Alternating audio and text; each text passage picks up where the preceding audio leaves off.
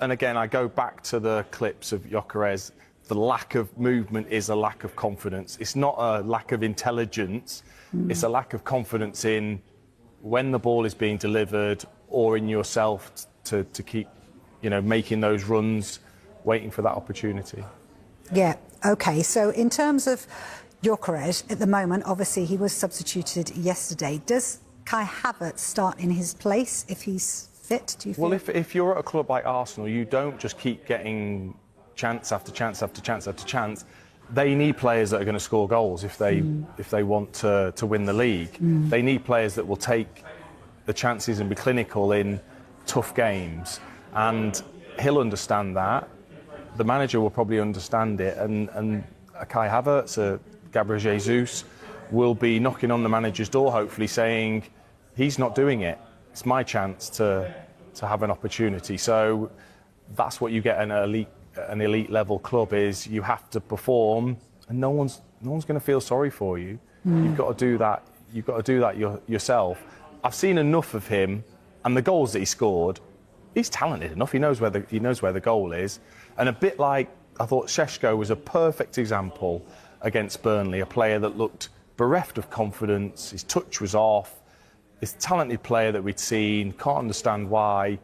He scores that instinctive goal, and then the second one looks so easy because the pressure's been lifted, and he just cruises in. It was a great bit of movement from him. He went back post to near, side foot. It looked so easy because he was confident. How much is it also on the teammates not to lose confidence in him as well? Because you talk about confidence from Gyökeres, but will there be a time where actually, and perhaps you've had this before in your career, where you think that player is just not quite clicking and you end up losing confidence in them as well?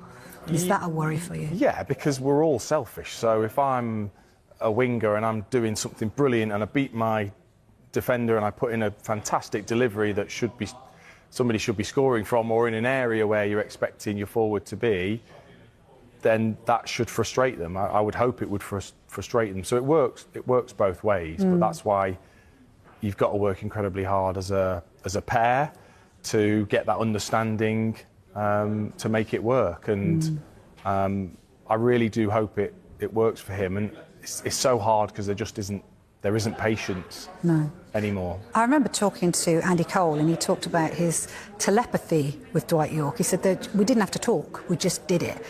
Is that something you ever experienced? That kind of like you just knew it was there for you? And yeah, I think a couple of times you get those partnerships where I arrived in January twice and got a great understanding straight away with Leon McKenzie and Marlon Harewood at Norwich and at West Ham. We didn't work on it specifically. There was that connection when you played with two strikers.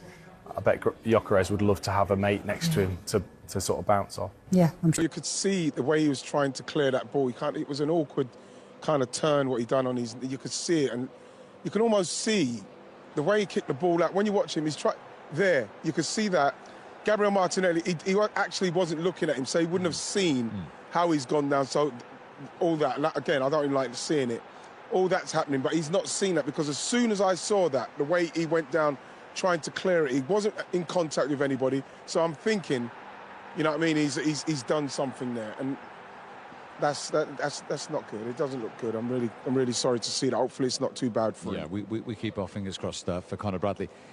So he didn't finish the game, but in the first half, ironically, he was the closest to breaking the deadlock with this situation.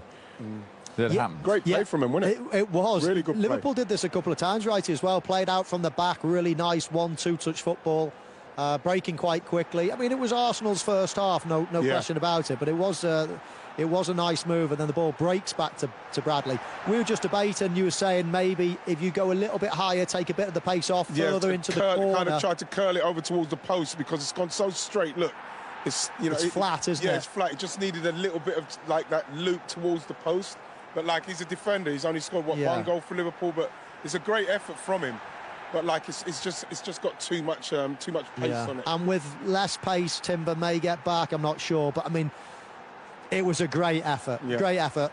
His through ball was pretty average, actually. It should have been a better one to Frimpong. But when the ball came back to him, he did pretty much everything right. Just a quick one on what Arne Slot was saying there about trying to break teams down who who defend deep and sit behind the ball. It's a problem. He gets a bit spiky when he's asked about it, Arne Slot, but he's just admitted it is an issue. They have work to do there in terms of that. But it is the hardest thing to do, of course, when you're counter-attacking. When you're playing against less people, let's say, then it's obviously easy. There's more space. When you're playing against a deep defence that are defending in numbers, there's no space in behind. It takes a little bit of craft. It takes width. It takes a Wirtz to be in those pockets, and that's probably what they bought him for, to be good in those tight spaces. And it takes a lot of the time an early goal. And an early goal then opens things up. The longer it goes, the harder it becomes. Long-range shooting as well. You know, you become a little bit desperate. That's what Liverpool have ended up doing a little bit today. But yeah, low blocks will always be difficult to score against. That's why people do it. That's why people come here to the Emirates and play against Arsenal, and a lot of the time they do it themselves. The thing about it is the player that they had, what was brilliant in that situation, Luis Diaz.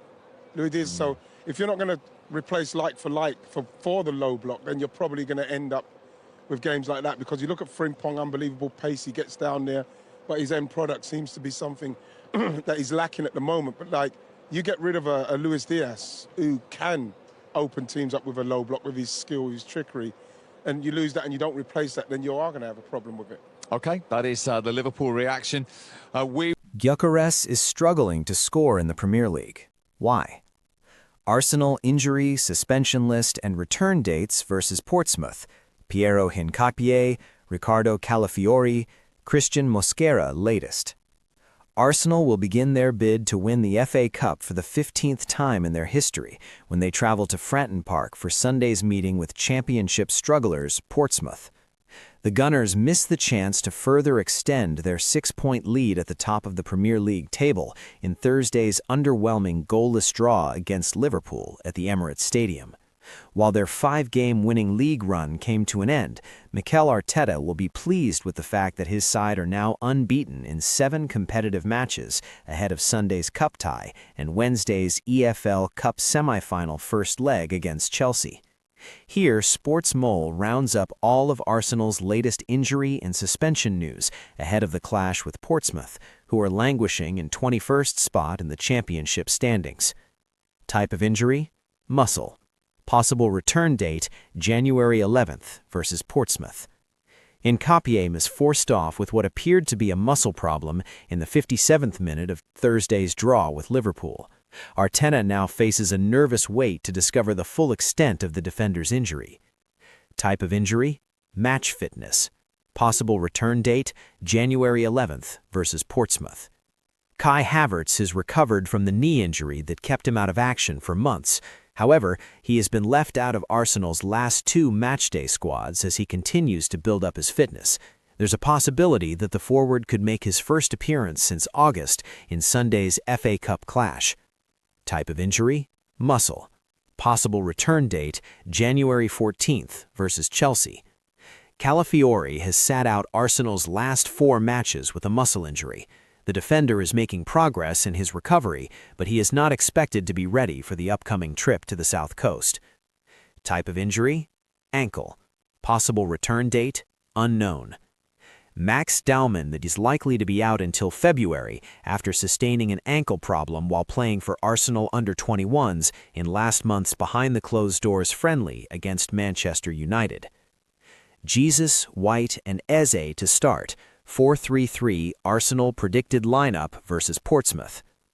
Arsenal will face off against Portsmouth at Fratton Park this Sunday as they look to secure a positive result on the road in the FA Cup. The Gunners were held to a goalless draw with Liverpool recently, so they would be eager to get back to winning football in domestic football. Mikel Arteta will stick with his favored 4-3-3 formation and is expected to make a whole host of changes to his first team for this game. Gabriel Jesus, Ben White, and Eberechi Eze could all play from the start of this contest. 4-3-3 Arsenal predicted lineup to face Portsmouth. Defense. Kepa Arrizabalaga will feature in between the sticks for the Gunners as he looks to keep a clean sheet on the road. William Saliba will function alongside Piero Hincapie at the center of the Arsenal backline as they look to maintain a solid shape on the defensive end of the field. Ben Davies will try to operate as the right back, while Miles Lewis-Skelly hopes to catch the eye on the other side as the left back. Both of them will get the license to go forward and express themselves inside the opponent's half. Gabriel and Jurrien Timber will be rested on the bench as they offer cover for the defensive positions. Midfield. Arteta could opt for a midfield three of Eberechi Eze, Christian Norgard, and Mikel Merino as they focus on establishing their superiority over the opposition at the center of the park. Martin Zubimendi and Declan Rice will have to settle for a place on the bench and might come on to make an impact in the second 45 minutes if required. Attack. Gabriel Martinelli will get a chance to impress as the left winger, while Noni Madueke hopes to put his pace to good use on the right flank. Gabriel Jesus will lead the line for the North London club in the final third. He has to figure out a way to be a constant menace in the final third. Viktor Gyökeres and Bukayo Saka will get a rest on the bench as they wait for their chance to influence the game in the latter stages if the Gunners are in need of a goal by then. However, Max Daumann remains sidelined with an ankle injury.